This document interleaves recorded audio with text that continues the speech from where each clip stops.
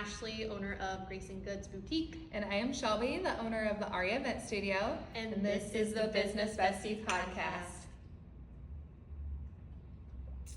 All right, guys. Well, thank you so much for being back with us this morning.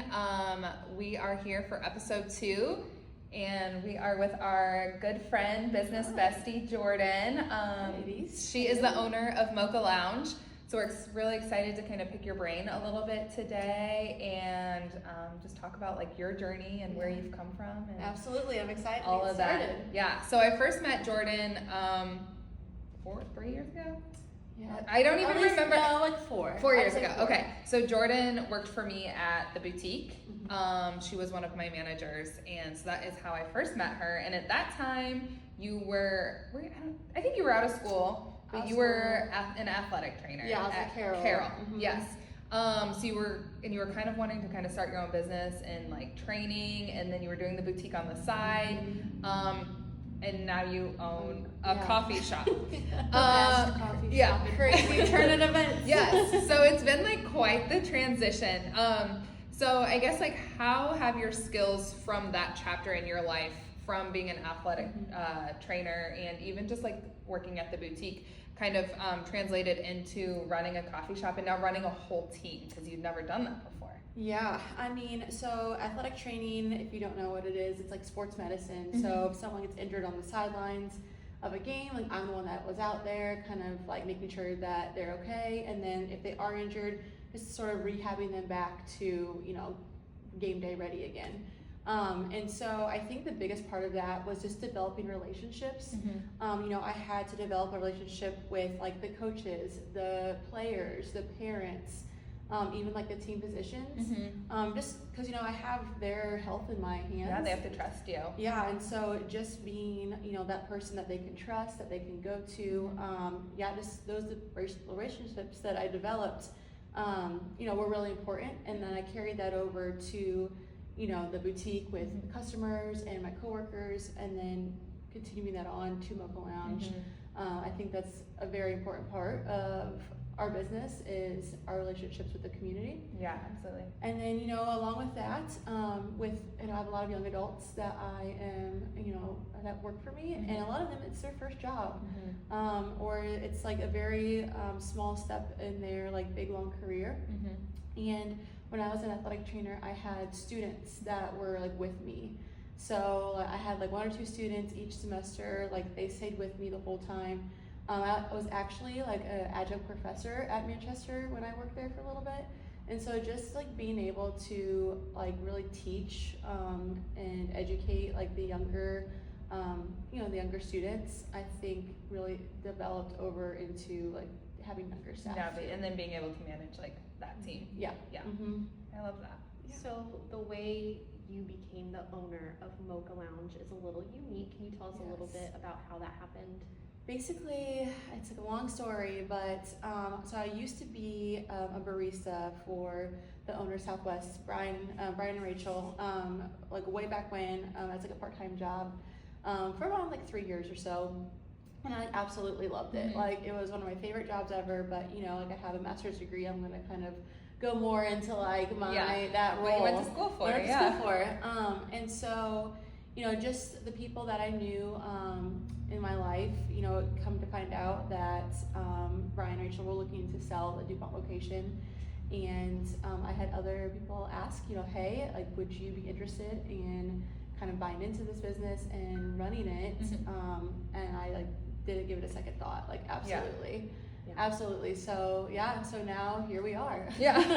From athletic trainer to like coffee shop owner. It's just like, it's kind of crazy. But I mean, obviously your business, so much more goes into owning a coffee shop than just slinging, like you're not just slinging coffees like all day long. And I feel like that's a lot how it is for like all of our businesses, you know what I mean? Like you're not just selling clothes like all day, like you have to have a knack for being able to like run a business and be organized and, support and There's so much behind the scenes, much behind the scenes. You have to be organized and detail oriented. It's a lot goes into that. A closet full of hats we wear. Oh yes.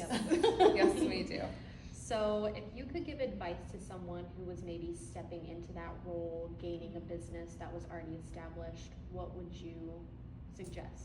Yeah, I guess for me, you know, I think you knew, like I had literally, I think 3 days from the time that we figured out that I was gonna be, you know, taking that over into actually like, hey, I'm showing up, like I'm the boss now.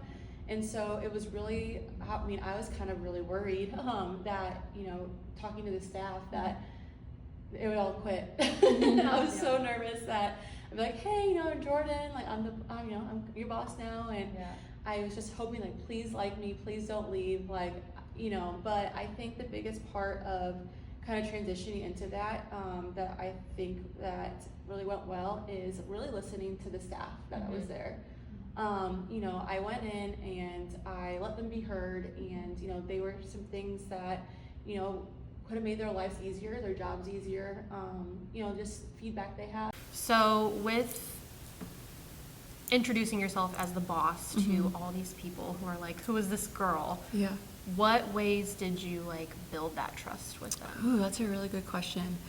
You know, I think with like my manager, first of all, like coming in, like I just recognized, because I was there for a little bit beforehand, just like sitting there, like in the shop, like trying to do some work, observing like kind of like what was happening. And, you know, I was observing my staff and like especially like my general manager at the time. And like the first thing I said to her was like, I am literally so impressed with you, because, you know, I think that it is a very hard job that she has. And, you know, I think just like showing them that like, hey, like I see that you guys are doing a great job. And just, you know, like I'm in this with you. And that's the biggest thing. Like I stepped in and I was like working the floor. Because I needed to know, you know. Like, well, I think it's important to not come in and be like, hey, I'm the new owner and I'm changing everything and you're just going to do what I say. Exactly. Like coming in and almost being like side by side with them, like right off the bat, and kind of letting them show you how things work maybe a little bit is like a great way to like build that relationship. Yeah, and I would also like, you know, with that say, don't be afraid of making changes too that like maybe need to be made. Yeah. But I think the best way to do it is just not go in and make all those changes like right away. Yeah. I think for me, what really helped my team get on board with some changes that we made was making sure that we were 100% ready to go before I did any of that, and they were comfortable with that. Yeah, for sure. So since taking over Mocha Lounge, it's been Almost 3 years. 3 years in October, Yeah, right? Okay. So what has been the most surprising or fulfilling moment you've experienced since taking over the ownership? I think most fulfilling would definitely be just the community support that we've had. You know, we've like grown like crazy in our area, but it's just the amount of good things that I hear, not just about like me, but about the shop, about our staff, like in our community. And just knowing that like what we're doing there, it is making a difference in people's lives. And like that's really all that I care about. Yeah. I love that. Building that trust with your community too. It's like super fulfilling. Yeah, Yep, and I definitely. think that kind of ties into my next question. So we all know who Starbucks and Dunkin' Donuts, Yes, we you know, do. all the major chains. What do you think sets your local coffee shop apart from those major companies? Yeah, that's a great question. So I think definitely the quality of the products that we use, first of all, and how we make it. And so, you know, our drive-through might not be as fast as Starbucks or Dunkin' Donuts, or, you know, when you order a drink, you might have to wait a little bit longer. But that's because we literally handcraft the things like made to order. You know, we really try to pick the best products that taste the best, and we take the time to handcraft your drink for you. Right. So I guess like the quality of what you get is, I feel like is way higher. We use locally roasted, well, in Indianapolis, a roaster, and so like we have relationships with them, and so like that's, I guess the first thing is just the quality of what you're getting. And you're supporting other small businesses as well and getting to partner with them too. Yeah, absolutely. And you know, I think another thing too is, you know, when you go to Starbucks or Dunkin' Donuts and you maybe have an issue, I guarantee you the owner isn't calling you, you know, at 5 p.m. on a Sunday night trying to resolve an issue that happened that day. Right. And so I think really like our customer service, and I really am trying to make the customer experience when our customers like in community walk in the door, I want to really make sure that they come in and they feel like, you know, I'm cared about, they're fun, they're nice, it's a warm and welcoming environment. And literally, like, I will pretty much handle any issue I have, like, on my free time, and I'll make sure I make it right. So I guess that And I feel like the dedication- owner reaching out versus like your manager or something like that too, like that just says something about your business and you. Yeah. That like you want them, you know, you want to figure out what happened and try Absolutely. to make it right to the best of your ability, which like you said, you're not going to get that from other places. No, Yeah. I mean, we care. And Yeah. so we're going to try our best to make sure that everyone, you know, leaves happy and has a good time. Yeah. That's why it's so important to shop local and shop small, because there is a heart behind the business. It is. Yeah. Yep. And then, you know, whatever comes into our business, I try my best to kind of pour out into our community too. Yeah, I love that. So, you kind of took over Mocha Lounge, got Yes. married, and then had a baby. Had a baby. All in like Kind of like 3 all months. at the same time. So how do you, something we talk about a lot is, you know, being a mom and being a wife and being a business owner all together. So how do you balance all that, especially in like your industry is so like fast paced? Yeah. And then I know your husband travels out of town for his job sometimes too. So Yeah. like how are you doing it, girl? Man, it's hard. Obviously, there's some, you know, I feel like it's definitely it ebbs and flows, right? Like there are times where you might have to sacrifice a little bit of your family life for your business. Sometimes you might have to sacrifice a little bit of your business for your family life, and it just kind of, you know, ebbs and flows with what's going on in your life. And you know, I think you have to have a really good support system. And so like my husband, like I literally talk about work 24/7. I'm on the phone all the time, and sure, it drives him crazy. Yeah. But like he's my biggest supporter. You know, my mom, my mother-in-law, you know, my family, like they're the first ones to volunteer to watch my son if, you know, I have to run into work real quick for an emergency. But then also, you know, my staff too, and they're so understanding, and they have really stepped up if I can't be there and taking on some of those roles and responsibilities. That's awesome. And so I think the biggest thing for me is like delegating things at work as to like, all right, well, what can someone else do? Give them some ownership into some different tasks there. But it's, you know, it's always a struggle. Still trying to find that balance. Day by day. Yeah. And Yeah. then not having like the guilt of like, did I spend enough time with this person or that person or my kid or my business or yeah. And some days, yeah, like you said, you just have to sacrifice a little bit of the time here to make up for it over here and vice Right. versa. And I think that that's healthy, and I think it's perfectly fine to do Yeah, those I things. mean, I set my phone on Do Not Disturb, like, when I get home from work for 2 hours, and that's my time dedicated to, like, Theo. It's, like, making sure that... Until I hit disturb know. because you're not texting me back. And honestly, Yeah. to be fair, I'm still, like, checking my phone, like, all right, what am I missing? I'm like, I see that notification, do not disturb, but I'm going to disturb you anyways. That's all right.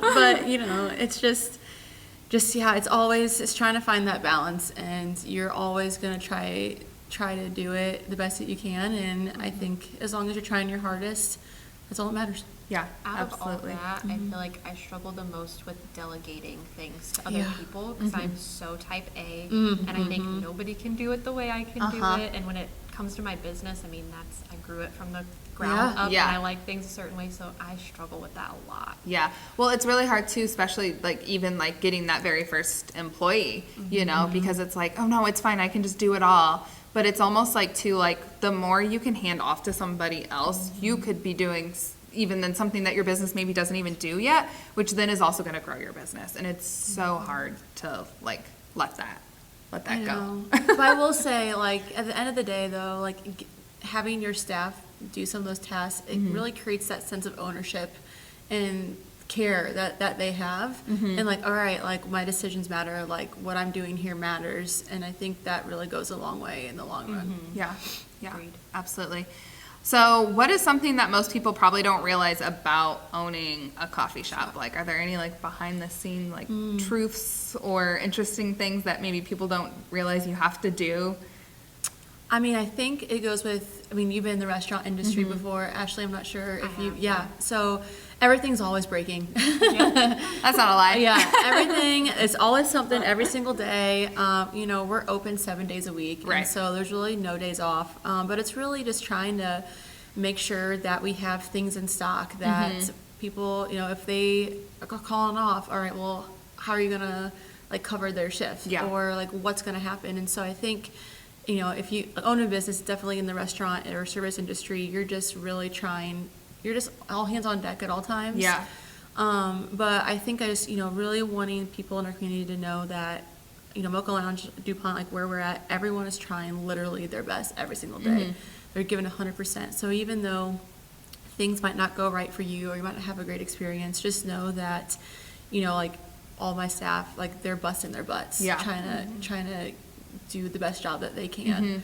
And so I think, you know, like that's really important to know. But at the end of the day, like we're just having fun too. Yeah. Like it's not super serious. You know, I want to make it a really good place to work. But yeah, I mean, it's nothing really like super crazy, like dark mystery secrets. I do think though, to what you said, like something is literally always breaking, especially for you because again, like you're open 7 days a week, so your machines and things like that like aren't getting a break. But like, you know, if your oven breaks or your machine or, you know, your espresso machine breaks or your POS system is down, which obviously could be in the boutique world too. We've had our internet go out at the boutique. All the time. You know, it's like, what do you do? Like, and so it's like, those are kind of some things that you don't know how to handle them or attack them, or it might make a customer's experience go down a little bit. But at the end of the day, it's like, we're all just doing the best we can. It's a lot of problem solving. You have to really be like, you can't panic in situations like that. You just have to like, all right, how am I going to solve this problem and make it the best that I can at the time that I can, and then just kind of go from there. Move forward. Yep. Yep. Yep, we've all dealt with all those things. Absolutely. So you mentioned about getting involved in the community. Can you kind of tell us in what ways you do that? Yeah. So obviously I think, you know, giving back in form of like donations, silent auctions, you know, things like that. You know, we kind of choose, you know, I love to donate to everybody who asks. But at the same time, we really pick places that matter to my employees and matter to myself and kind of the things that like in our little community here that are important to us. So giving back in that regard. And also, you know, when it comes to like small businesses in our community, I really want them to succeed. I want small businesses to succeed. If that means helping another coffee shop, you know, I'm really good friends with another local coffee shop owner, and we're bouncing ideas back and forth because I really want to see her succeed, even though we might be, I don't really think competitors, but In the same field. in the same field, yeah. And But I you think- need those too. Like we've talked about, as much as like we have our business besties, you know, like I don't own a coffee shop, so you might have a question that, you know, you come to us and we're like, I don't know. You know what I mean? Like we don't have that same experience. So I think it is perfectly fine to be friends with somebody who is doing the exact same thing as you. Yeah. And you're going to help and you're going to elevate each other and you're not going to compete. Absolutely.